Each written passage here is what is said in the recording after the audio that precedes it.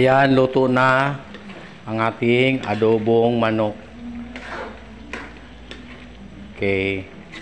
So, ilang saglit lang ay ilipat na natin to sa lagayan.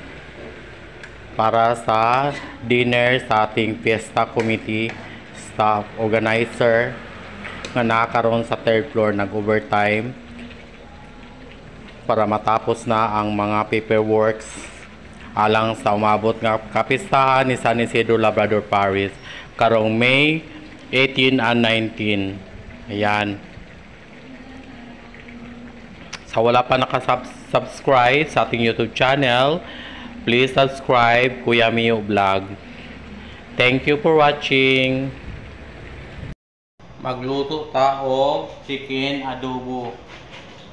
So, chicken adobo atong lutoon. Magisa nga tao, onion, sa mainit na mantika, then bawang, haluin hanggang malabas ang aromatic sa onion at saka bawang. Then, andito na ang marinated chicken natin sa toyo, lemon, paminta, at suka. So, ayan. Lutuin muna natin na maigi ang bawang at onion. So, magluto tayo ng hapunan para sa Fiesta Committee nga karon ng overtime sa taas sa third floor para pag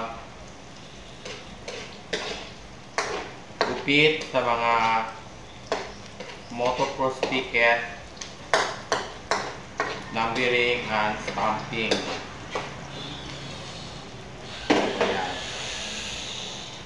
Lagay natin ang marinated chicken.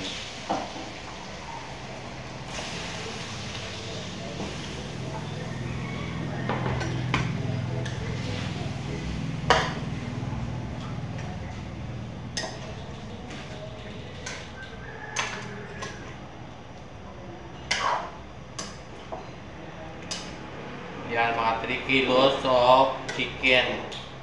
Makurot yun sa mga mukha. Ayan, luto na ang ating adobong manok. Okay. So, ilang saglit lang ay ilipat na natin to sa lagayan.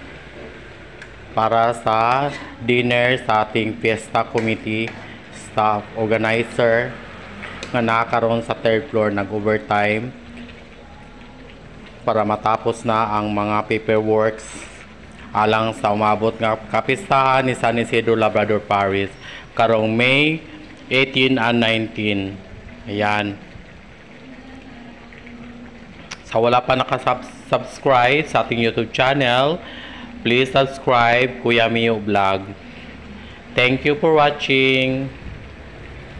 Ito na ang ating adobo manok na espesyal na pagkaluto. Ayan. Ayan na guys, dinner serve ang atong mga Fiesta Committee organizer.